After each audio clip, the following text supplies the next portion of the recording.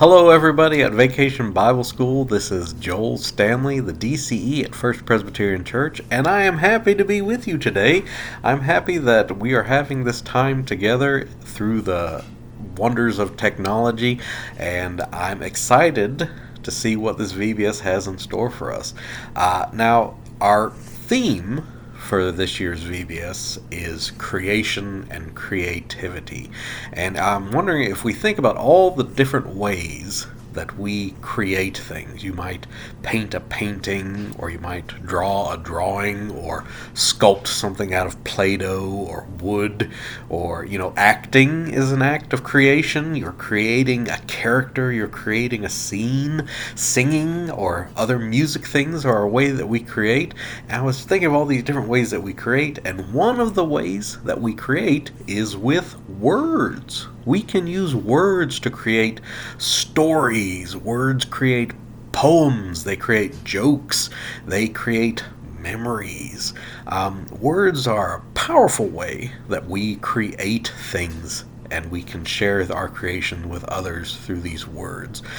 In fact, in the Bible, words were how God created things. In the very beginning, when there was nothing, God spoke. He spoke words, and that brought things into being. And in John's Gospel, it says, "In the beginning was the Word." So at the very beginning of everything was this Word, and that's another. It's a name that John uses for God.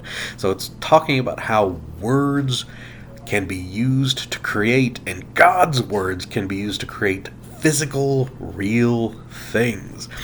It's like God would speak things into existence. He would say, "Let there be light," and then all of a sudden there was light in the universe.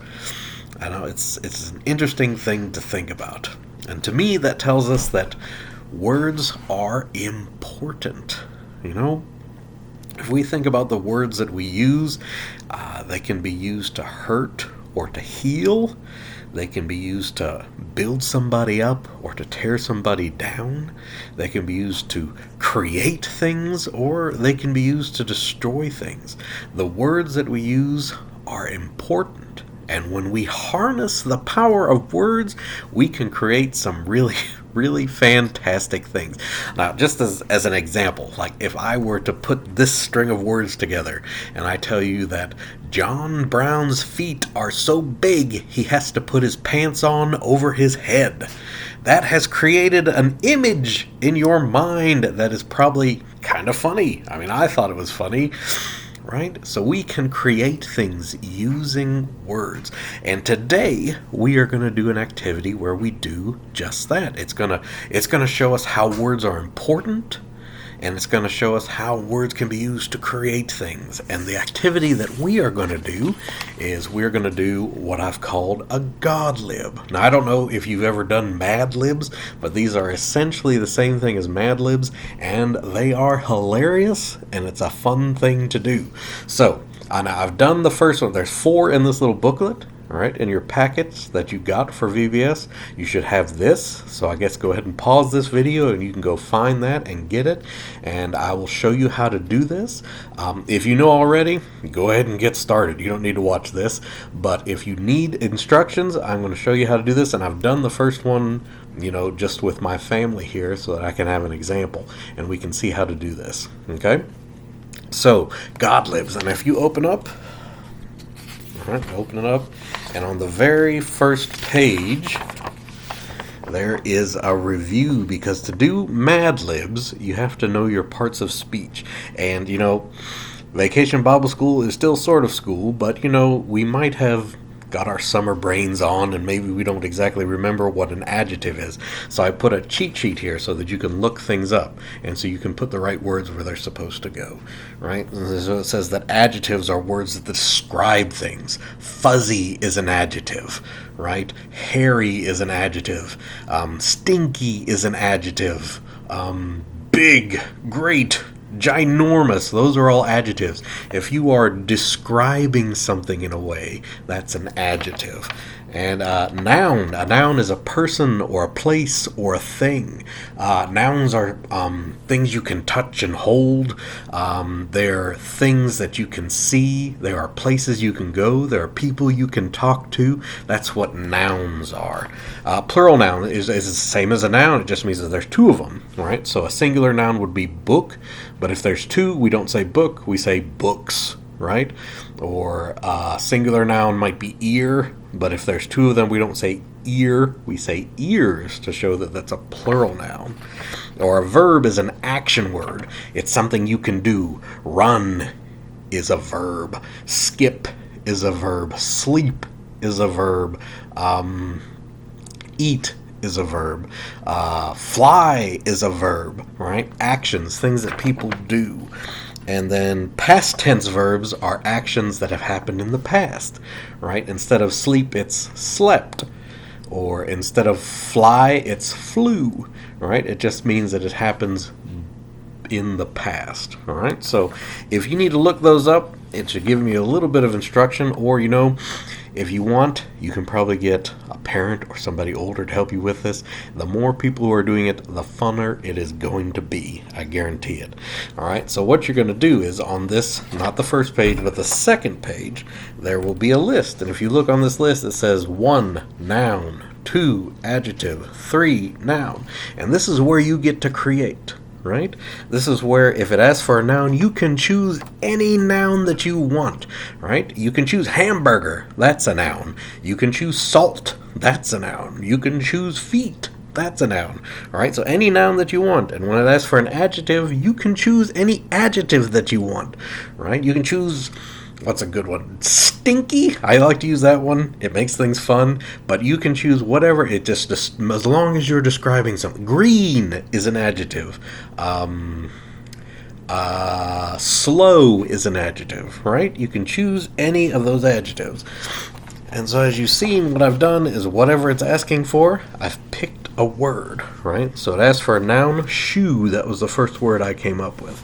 It asked for an adjective, hairy. That was the first word I came up with. And number 3 is a noun, and so I said friend, because that's a person, place, or thing. Right? And so as you go through, you're just going to pick the words according to what they are, and then each one is numbered. And once you've picked it all, without looking at the next page, you're going to flip the page, and then there will be spaces where you put your words. So the first noun that I picked was shoe, and so in the number 1 spot, I'm going to write the word shoe, right? And then the second word that I picked was hairy. So in the next spot here, I'm going to write hairy. And when you're done, you are going to have probably a very funny, a very silly story. And I'll go ahead and read the one that I came up with today. So here are the words that we picked. The noun, the first was a noun, we picked shoe. The second was an adjective, we picked hairy. The third was a noun, we picked friend. The fourth was a noun, we picked house. The fifth was a verb in the past tense, so we picked ran, right? If it was in the present tense, it would be run. The sixth was a noun, and we picked sandwich. The seventh was a noun, and we picked popsicle. The eighth was a noun, and we picked chair. The ninth was a noun, and we picked shirt. The 10th was a noun, and we picked mom. The 11th was a verb, and we picked skate. The 12th was a noun, and we picked banana. The 13th was a noun, and we picked pants. The 14th was a noun, and we picked dad. And the 15th was a noun, and we picked TV. All right? And so we picked all those words, or just words that we came up with, and then we put them in the story. And here's what the story became. In the shoe, the world was hairy. Friend was everywhere, but God had a house. God ran the light from the sandwich. Let there be popsicle, he said, and the light turned on. He called the light chair, and he called the darkness shirt.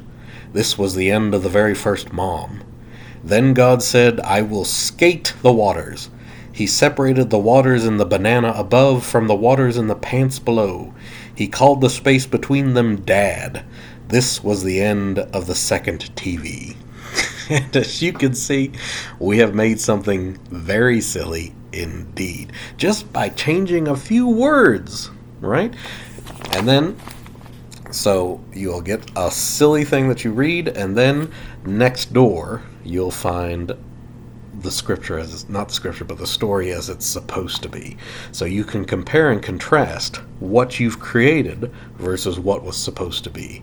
And that is, in the beginning, the Word was empty, darkness was everywhere, but God had a plan. God separated the light from the darkness. Let there be light, he said, and the light turned on. He called the light day, and he called the darkness night. This was the end of the very first day. Then God said, I will divide the waters. He separated the waters in the clouds above from the waters in the ocean below. He called the space between them sky. This was the end of the second day. Right? So how very different was our story from this story, right? And so that shows us that words are important, especially when we come to the words of God. God's words are very important. So you have pastors and people who do a lot to try and make sure that they get those words correct, right? Well, I'm happy to have spent this time with you. I hope you have a good time working on these Godlibs, and I am excited at the end. I'm hoping that some of you will read some of these at the Zoom conference at the end, and we'll all have a little bit of fun, all right? So thanks for hanging out, and I'm excited to see what you come up with, what you create. It'll be great.